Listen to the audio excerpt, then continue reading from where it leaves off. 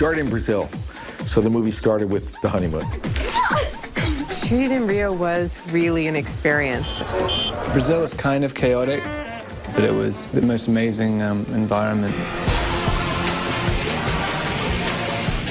Like visually stimulating stuff. It was just great. It makes for a nice location change from cold, rainy Forks, Washington. There were tons of challenges, you know, shooting in Brazil and in a condensed time frame. When you've only got 3 or 4 days in a certain location, and every minute and every hour is so vital. So if it was rainy one day, we had to go inside and shoot them making breakfast. If it was sunny, we ran up to the tops of waterfalls and did all of that stuff that will make audiences feel they've had the idyllic honeymoon. These are books that have become very important to millions of people, and every one of those people fantasizes about what that perfect honeymoon looks like. A lot of the sequence of Brazil came out of some interaction that I had with Bill at the beginning of how to present that place. I grew up in Latin America, so Brazil was very close to me in that sense, culturally speaking. Guillermo describes Brazilian culture as a place where there's a sense of magic, that magic exists in the world, and the fact that newlywed vampire and vampire-to-be couple would go there was something that he thought we could really start to explore and express through the landscape and through the people there. Here we go. And music, please. Vai, música! And action!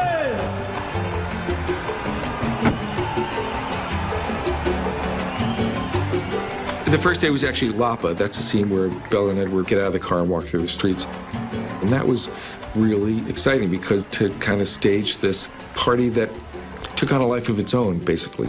I said to Bill, what if we actually found the place where these kids go? Where, like, if it was New York, we'd be in the East Village. We wouldn't be on the Upper East Side. If it was Paris, we would be in the 18th. We wouldn't be in the 2nd.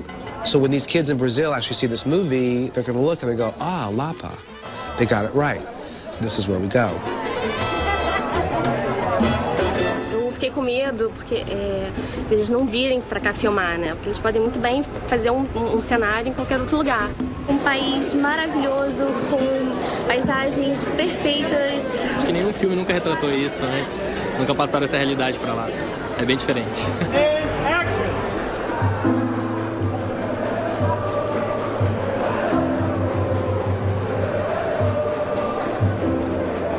Muito apaixonada, apesar da idade, sou igual adolescente. Toda jovem adolescente sonha em ter aquele vampiro que te faça perder o fôlego quando você o vê, que sinta aquelas pernas de bambas, o coração partindo, sabe, batendo mais acelerado. Se você encontrasse com ele, o que você falaria pra ele? Não sei, se eu os visse, eu pediria um beijo de cada um no rosto. Acho que eu não ia conseguir ficar em pé.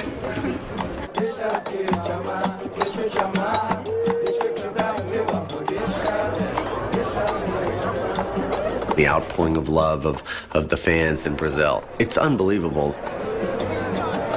They were great. You know, I think they were very respectful. People would still be drinking and dancing between setups and obviously when the camera was off, and it was a really magical way to start the movie. In case you don't know me, I'm Bill, one of the producers, and this is about synchronizing everybody on this company. There will be a lot of activity, especially starting Sunday afternoon at the marina.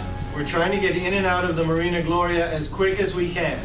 It's our intention to be rolling film as soon as it is dark.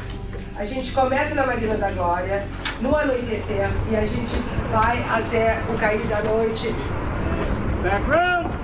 I'm back.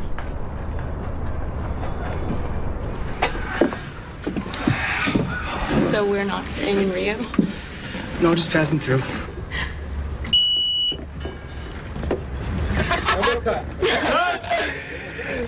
Okay. Is it not all the way, or is it maybe it's not all the way in part? Yeah.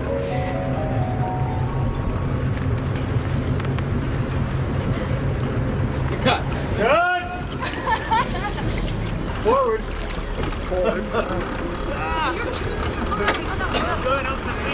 I I didn't really learn how to drive it. I went for a lesson and crashed the practice boat, and then I went to Brazil and crashed the Brazilian boat too. Go forward again. Yeah, I know how to drive a boat all right. I went to a lesson. Let it idle forward. I am definitely not nautical.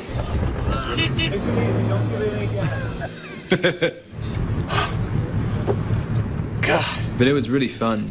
After a couple of takes, I very much considered just leaving in it. Action.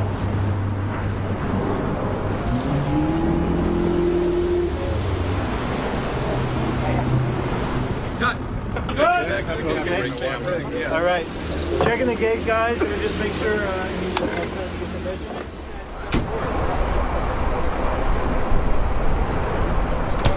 I'm going to count you as on board, all right? So don't be out here filming our departure. You'll never make it to Parity. Fast forward to the tropical island from Rio de Janeiro. That was a 5-hour highway road trip. Winding coast of Brazil, it's beautiful. You see a lot of countryside. We went to this adorable little town called Parity.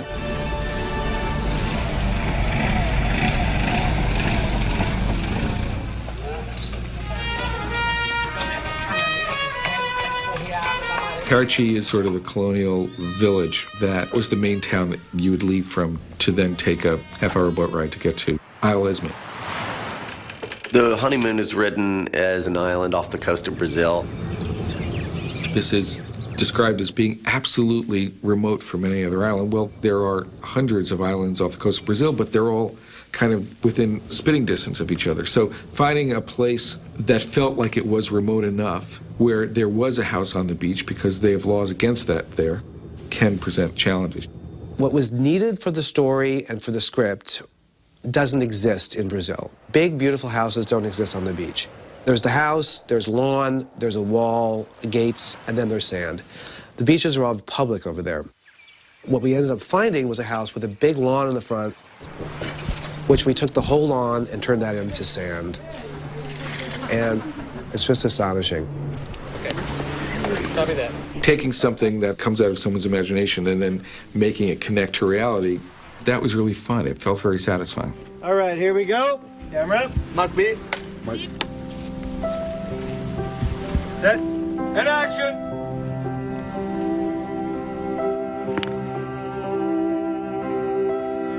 I win. The first couple of days we got there were amazing. The weather was great. The water was like turquoise. It was beautiful. It was going to be perfect. And then almost everything that could go wrong went wrong.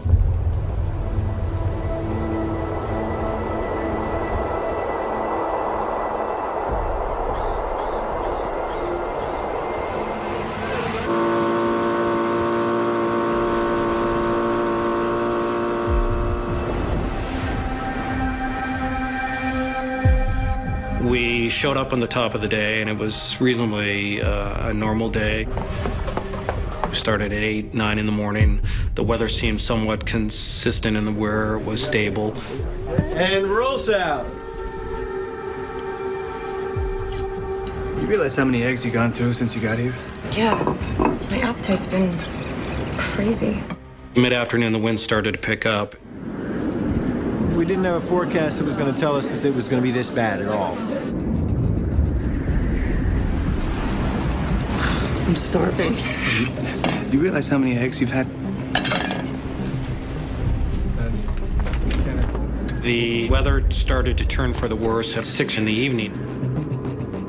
About 8:30 in the evening, Marine coordinator confirmed that it was starting to approach the point of no return and suggested that we wrap things up and get off the island. We immediately wrap it up and start heading down to the dock. We're all going down to the docks, and it was pouring down rain, and everyone's covering up, and they're like, we can't bring the boats in, turn around, go back. Now we should start a pulpit. All right, so here we are in at the Casadino in Paraty.